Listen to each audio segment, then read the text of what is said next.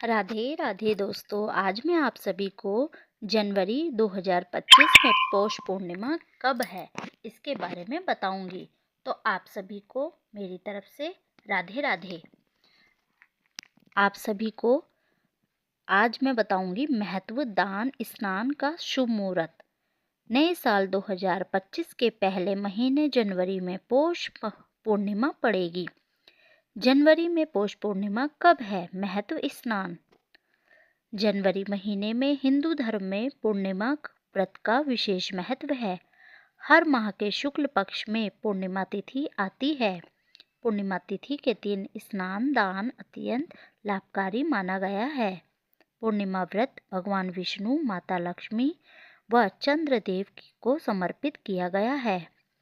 हर साल कुल 12 पूर्णिमा व्रत आते हैं, लेकिन जब अधिक मास होता है तो उस काल 13 पूर्णिमा तिथियां आती है।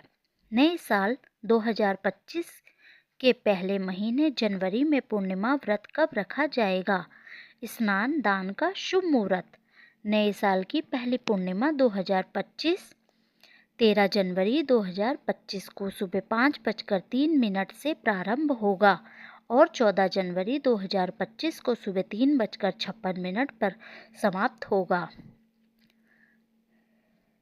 पूर्णिमा व्रत का महत्व।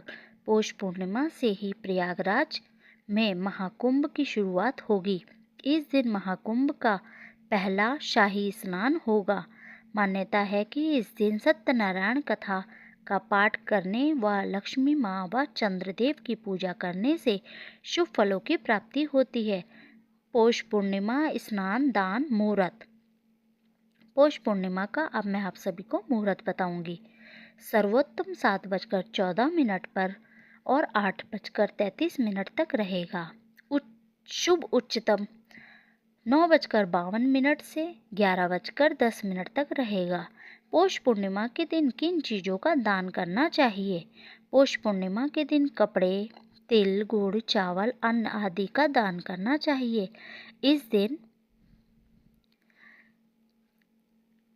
इस दिन चंद्रदेव से जुड़ी वस्तुओं का भी यानी सफ़ेद चीज़ों का दान करना चाहिए और करने से कुंडली में चंद्र की स्थिति मजबूत होती है। अब मैं आप सभी को पूर्णमासी व्रत की संपूर्ण कथा सुनाऊंगी। आप सभी को राधे राधे। बोलो सत्यनारायण भगवान की जय, विष्णु भगवान की जय। सत्यनारायण भगवान की कथा। पूर्णमासी व्रत कथा। द्वापर युग में एक समय की बात है। यशोदा जी ने कृष्ण से कहा, कृष्ण तुम सारे संसार के उत्पन्नकर्ता, पोषण तथा उनके संहार करता हो। आज कोई ऐसा व्रत मुझसे कहो जिसके करने से मृत्यु लोक में स्त्रियों को विधवा होने का भय न रहे। यह व्रत सभी मनुष्य की मनोकामना पूरी करने वाला हो।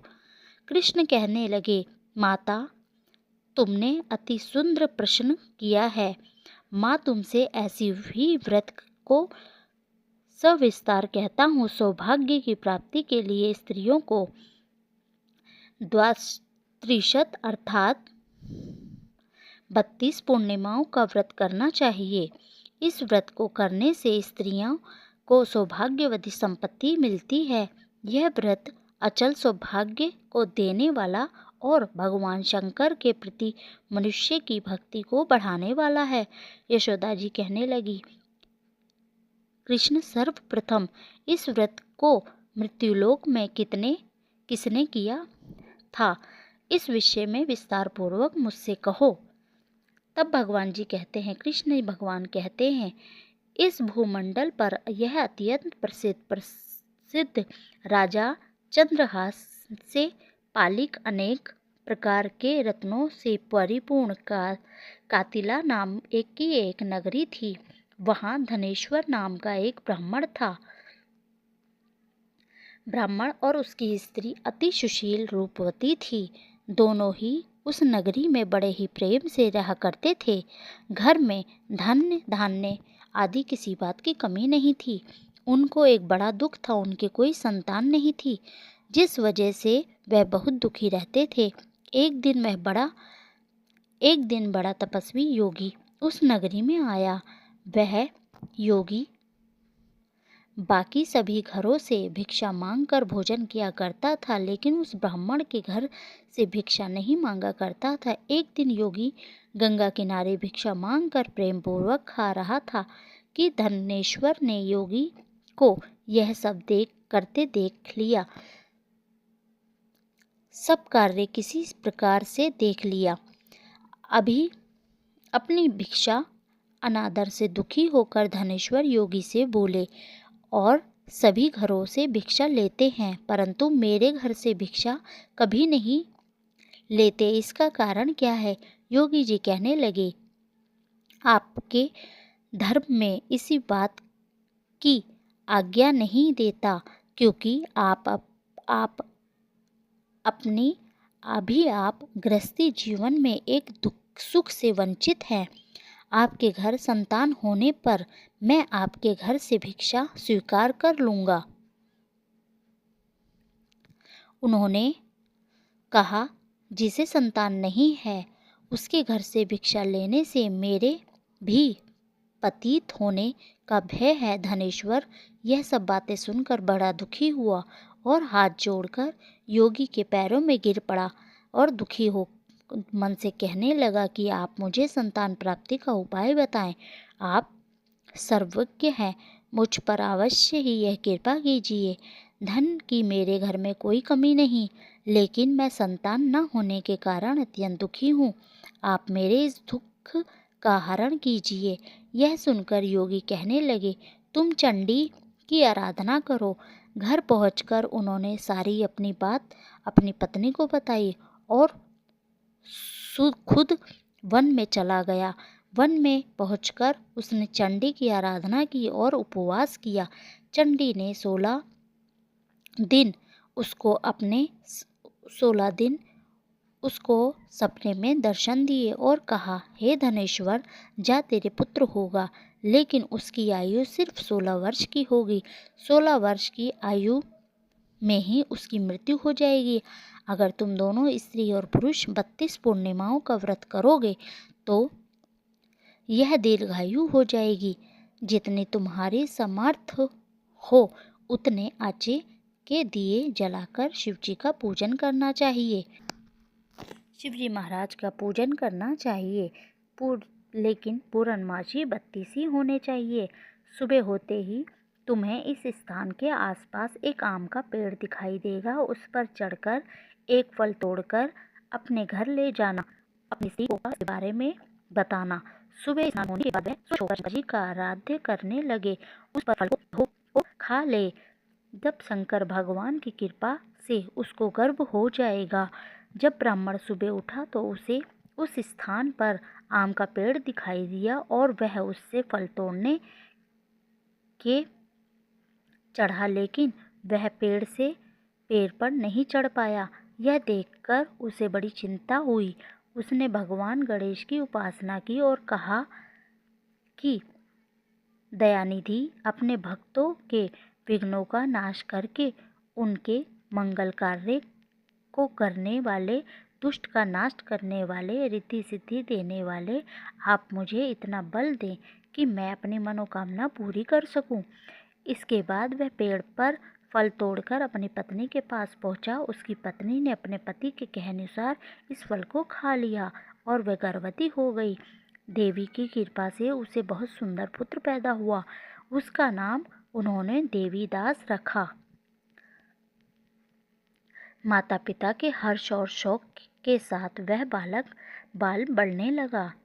भगवान की कृपा से बालक बहुत ही सुंदर था, सुशील था और पढ़ाई लिखाई में भी बहुत ही निपुण था।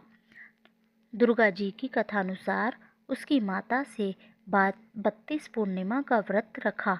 जैसे ही 16 वर्ष लगे, दोनों पति पत्नी बहुत दुखी हुए, कहीं उनके पुत्र की मृत्यु न हो जाए। उन्होंने सोचा, अगर उनके सामने यह सब हुआ तो वह कैसे देख पाएंगे।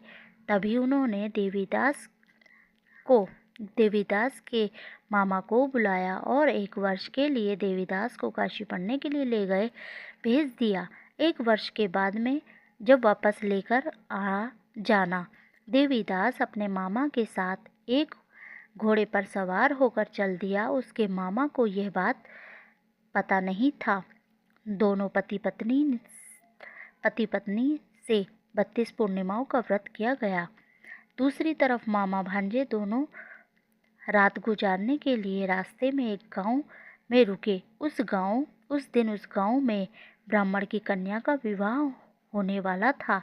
जिस धर्मशाला में वे वर और बारात के बाकी लोग रुके हुए थे, उसी धर्मशाला में वह देवीदास और उसके मामा ठहर गए। उधर कन्या को तेल आदि चढ़ने के बाद जब लगन का समय आया तो वह वर की तबीयत खराब हो गई। वर के पिता ने अपने परिवार वालों से विचार विमर्श करके कहा, यह देवीदास मेरे पुत्र जैसा ही है, मैं इसके साथ लगन करा दूंगा और बाद में बाकी फेरे के सारे काम अपने बेटे के साथ पूरे हो जाएंगे।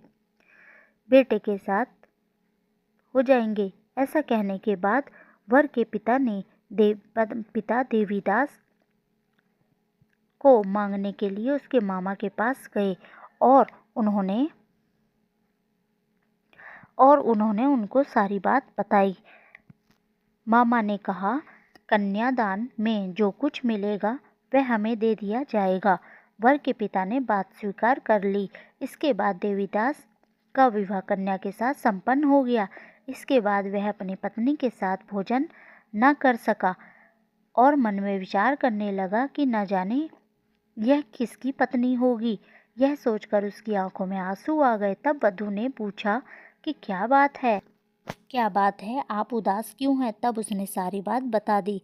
तब कन्या कहने लगी, यह ब्राह्मण विवाद के विपरीत है।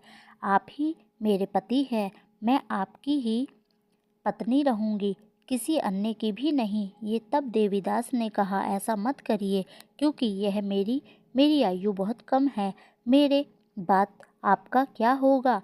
लेकिन उसकी पत्नी नहीं मानी और बोली, स्वामी आप भोजन कीजिए।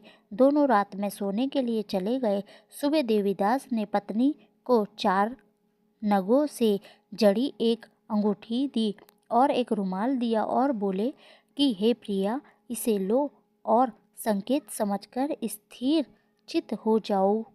मेरे मरण और जीवन जानने के लिए एक पुष्प वाटिका बना लो, उसमें सुगंधी वाली एक नव मल्लिका लगा लो, उसको प्रतिदिन जल से सींचा करे और आनंद के साथ खेलो और कूदो।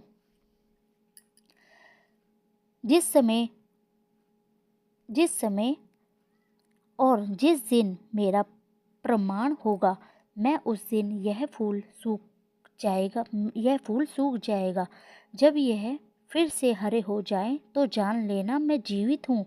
यह समझा कर वह चला गया। इसके बाद जब वर और उसकी बाकी बाराती मंडली में आए तो कन्या ने उसे देखकर कहा, यह मेरा पति नहीं, मेरे पति वह है जिनके साथ रात में विवाह हुआ, इसके साथ मेरा विवाह नहीं हुआ। अगर यह वही है तो यह बताए कि मैंने इसको क्या दिया है। साथ ही कन्या दान के समय को आभूषण मिले हुए उन्हें दिखाए। कन्या की सारी बातें सुनकर वह कहने लगे कि यह सब नहीं जानता। इसके बाद सारी बारात भी अपमानित होकर लौट गई। भगवान कृष्ण बोले, माता, इस प्रकार देवीदास काशी चला गया। कुछ समय जब व्यतीत हो गया तो एक सर्प उसने उसको काट लिया। सर्प के डसने के लिए वहां आया, लेकिन वह उसको काट नहीं पाया, क्योंकि उसकी माता ने पहले ही 32 पूर्णिमा का व्रत किया। इसके बाद खुद काल वहां पहुंचा भगवान की कृपा से। तभी वहां उनकी माता और पार्वती और गणेश जी आ गए। देवीदास को मूर्छित दशा में देखकर माता पार्वती ने भगवान शिव से प्रार्थना करके कि महाराज, इस बालक की माता ने 32 पूर्णिमा का व्रत कर लिया, आप इसको और प्राण दें।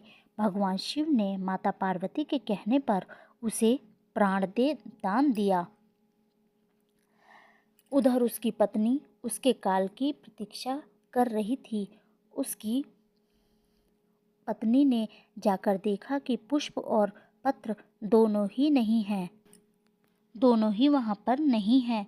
तो उसको बहुत आश्चर्य हुआ और जब उसने देखा कि पुष्प वाटिका फिर से हरी हो गई, वह समझ गई कि उसका पति जिंदा है। उसके बाद वह बहुत ही प्रसन्न होकर अपने पिता से कहने लगी कि मेरे पति जीवित हैं, उनको ढूंढिए। जब 16 वर्ष व्यतीत हो गया तो देवीदास भी अपने मामा के साथ काशी चल दिया। इधर उसकी पत्नी के परिवार वाले उन्हें ढूंढने के लिए जा ही रहे थे कि उन्होंने देखा कि देवीदास और उसके मामा इधर ही आ रहे हैं। उनको देखकर उनके बहुत प्रसन्न हुए और उसे अपने घर ले आए। सारा वह घर इकट्ठा हो गया और कन्या ने भी उसे पहचान लिया। देवीदास ने इसके बाद अपनी पत्नी और मामा को लेकर वहाँ से चल दिया। उसके ससुर जी ने उसे बहुत सारा धन दहेज दिया। जब वह अपने घर की तरफ चल रहा था तो उसके मामा ने उसके माता पिता को ने खबर दी, तुम्हारा पुत्र देवीदास अपनी पत्नी और मामा के साथ आ रहा है। ऐसा समाचार सुनकर पहले तो उन्हें विश्वास नहीं हुआ। देवीदास आया और उसने अपने माता पिता के पैर छुए तो देवीदास के माता पिता ने उनका माथा चूमा और दोनों को अपने सीने से लगा लिया। दोनों के आने की खुशी में धनेश्वर ने बहुत दान दक्षिणा ब्राह्मणों को दिया। कृष्ण भगवान कहने लगे, इस तरह धनेश्वर 32 पूर्णिमाओं को व्रत के प्रभाव से और भी धनवान बन गया और संतान की सुख की प्राप्ति भी हुई। जो स्त्री इस व्रत को करती है वह जन्म जन्मांतर तक वैद्य का दुख नहीं भोगती और सदैव सौभाग्यवती रहती है। यह व्रत संतान देने वाला और मनोकामना को पूरी करने वाला व्रत है। तो आप सभी को भी सत्यनारायण भगवान की कथा व्रत जरूर करना चाहिए और ये वाली कथा जरूर सुननी चाहिए। बोलो सत्यनारायण भगवान की जय।